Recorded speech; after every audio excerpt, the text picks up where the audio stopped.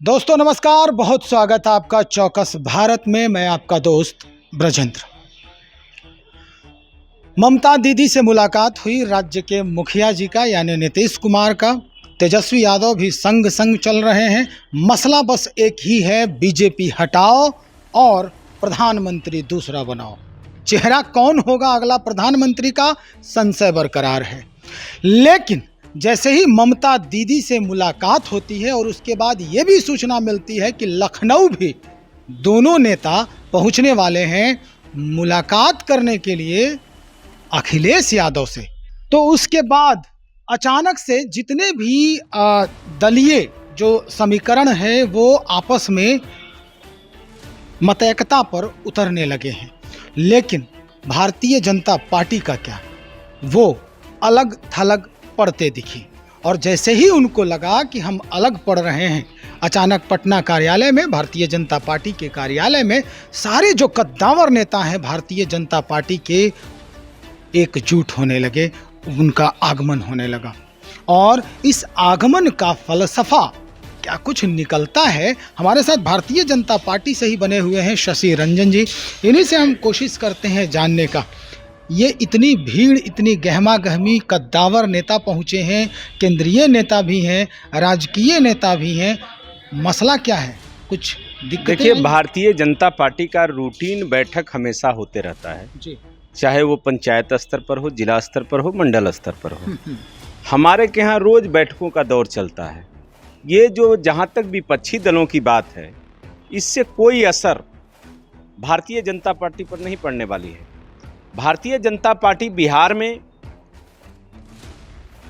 पिछले लोकसभा चुनावों में भी लगातार आप 2014 से देख रहे हैं कि हम भारी बहुमत से बिहार में जीतते हैं, चाहे नीतीश कुमार हमारे साथ रहें या नीतीश कुमार हमारे खिलाफ जाएं। बिहार की जनता माननीय नरेंद्र मोदी जी के साथ है। और जो लोकसभा चुनाव होने वाला है, पुनः बिहार की जनता आदरणीय प्रधानमंत्री नरेंद्र मोदी जी के साथ रहेगी और अपार बहुमत से बिहार के सभी सीट पर हम चुनाव जीतने का काम करेंगे। चलिए, नरेंद्र मोदी जी के साथ है राज्य की पूरी जनता, लेकिन ये जो मसला सामने आ रहा है प्रधानमंत्री कौन, तो जितनी भी मुलाकातें हो रही है नीतीश कुमार जी की, भारतीय जनता पार्टी को नहीं लग रहा है कि हम कहीं ना कहीं खोने वाले हैं कुछ? एक बात स्पष्ट है, हम मजबूत हैं। उससे विपक्षी दल बौखला गए हैं और बौखलाकर एकजुटता प्रदर्शित करने का प्रयास कर रहे हैं। लेकिन इसका कोई असर बिहार की जनता पर पड़ने वाली नहीं है। बिहार की जनता नरेंद्र मोदी जी के साथ है। वो विपक्षी एकता, जितना ही एकता करेंगे उतना ही मेरा जो कोर वोटर है वो एकजुट होकर भारतीय जनता पार्टी को वोट देने का काम करेगी। भारतीय जनता पार्टी में कोर कमेटी की बैठक भी होने वाली थी, ये कब तक संभव है? यह रूटीन कोर कमेटी का बैठक हमेशा होता है भारतीय जनता पार्टी का। उसी रूटीन में फिर आज कोर कमेटी की बैठक होने वाली है। कुछ पद का भी सृजन हो रहा है, पद चयनित हो रहे हैं लोग और पदों पर उनको आसक्त किया जा रहा है, ऐसा भी कुछ है? देखिए, भारतीय जनता पार्टी हमेशा लोकतांत्रिक पार्टी है। 3 सालों में हमेशा संगठन का विस्तार होते रहता है और निश्चित रूप से आने वाले समय में बिहार की संगठन का विस्तार होगा। मतलब लोकसभा चुनाव को देखते हुए? नहीं, वो हमेशा 3 वर्षों पर, हम लोकतांत्रिक पार्टी के कार्यकर्ता हैं, हमेशा 3 वर्षों के बाद मंडल अध्यक्ष, जिला अध्यक्ष, प्रदेश अध्यक्ष बदलते हैं। और आप सामने देख रहे हैं कि अब हमारे माननीय प्रदेश अध्यक्ष सम्राट चौधरी जी हैं। तो निश्चित रूप से यह मेरा रूटीन वर्क है। संगठन अपना काम कर रही है, संगठन का काम चल रहा है। चलिए शशि जी, एक सवाल जो है वो बड़ा महत्वपूर्ण है। महत्वपूर्ण ये है कि जैसे ही चुनाव की सुगबुगाहट होती है, समीकरणों का खेल शुरू हो जाता है। और समीकरणों की फहरिस्त में अगर हम बात करें तो जातिगत समीकरण जो है ये काफ़ी मायने रखता है और हावी भी हो जाता है आखिरी चरण में भी। क्या लगता है अब लोकसभा चुनाव में जितने भी पार्टियां हैं, जिस तरह से आप देख ही रहे हैं कि कैसे गोलबंद किया जा रहा है, पहले दिल्ली में, फिर वेस्ट बंगाल में, उत्तर प्रदेश में, सबसे मुलाकात हो रही है और कहीं ना कहीं वो मसला, वो समीकरण जो है वो हावी होता दिख रहा है। कैसे यहाँ के जो कैंडिडेट हैं उसको कैसे काटेंगे? क्या नरेंद्र मोदी की बाजुओं में फिर से ताकत भर पाएगी भाजपा बिहार में? एक बात आप स्पष्ट जान लीजिए, बिहार में जब आदरणीय नरेंद्र मोदी जी जब भी प्रधानमंत्री बने हैं तो बिहार ने मजबूती के साथ सबसे ज्यादा सीट राष्ट्रीय जनतांत्रिक गठबंधन को देने का काम किया है।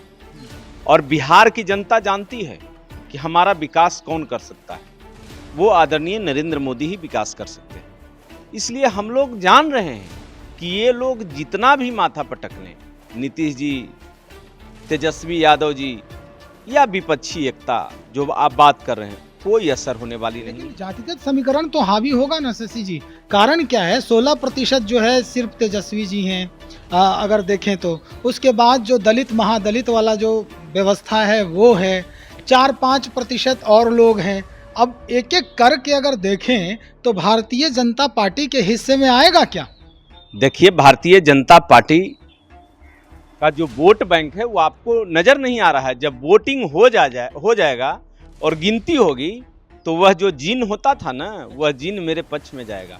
आप समय का इंतजार कीजिए, लोकसभा का। लालू जी तो जिन निकालते थे, लेकिन अब ये भारतीय जनता पार्टी भी जिन निकालने लगी। जीन का मतलब गरीब गुरबों।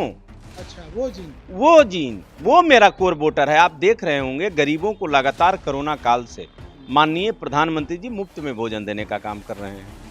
हम अच्छी स्वास्थ्य की व्यवस्था कर रहे हैं, हम अच्छी शिक्षा की व्यवस्था कर रहे हैं। किसानों के लिए भी भारतीय जनता पार्टी के माननीय नरेंद्र मोदी जी ने सम्मान देने का काम किया है। हर वर्ग, हर समाज के लोगों को हम लोगों ने सम्मान देने का काम किया है। भारतीय जनता पार्टी का मतलब होता है सबका साथ, सबका विकास। हम कोई जातिगत राजनीति नहीं करते हैं, बल्कि हम इस देश और इस राज्य की खुशहाली एवं विकास पर भरोसा रखते हैं और उसी विकास के भरोसे के बदौलत हम पुनः केंद्र में भारतीय जनता पार्टी की सरकार बनेगी। चलिए, आखिर में एक सवाल और। नीरज कुमार जो पूर्व एमएलसी हैं जनता दल यूनाइटेड से, उनका कहना है कि सम्राट चौधरी हमारा ही काम कर रहे हैं बीजेपी में जाकर, वो हमारे यहाँ के सबसे वफादार व्यक्ति हैं। बड़े भाई नीरज जी को मैं क्या बोलूं।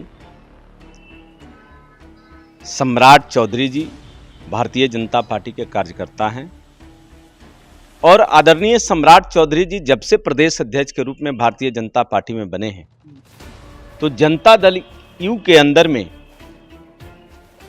एक आतंक मच गया है और उस आतंक और भय से ये लोग व्याकुल घूम रहे हैं। सम्राट चौधरी जी के नेतृत्व में भारतीय जनता पार्टी दोनों चुनावों में भारी बहुमत से जीतने का काम करेगी। चलो, बहुत शुक्रिया जानकारी देने के लिए। तो हमारे साथ भारतीय जनता पार्टी से शशि रंजन जी, जिन्होंने स्पष्ट कर दिया है कि क्या कुछ जो है माहौल तैयार हो रहा है। अगर घूमना है लोगों को तो घूमते रहें। नीतीश कुमार जी वेस्ट बंगाल जाएं, लखनऊ जाएं या फिर अन्य कई जगहों पर, जैसे दिल्ली में मुलाकात हुई, कोई फ़र्क नहीं पड़ता है। फ़र्क पड़ता है तो ये कि राज्य की जनता जो है वो तवज्जो किसको दे रही है।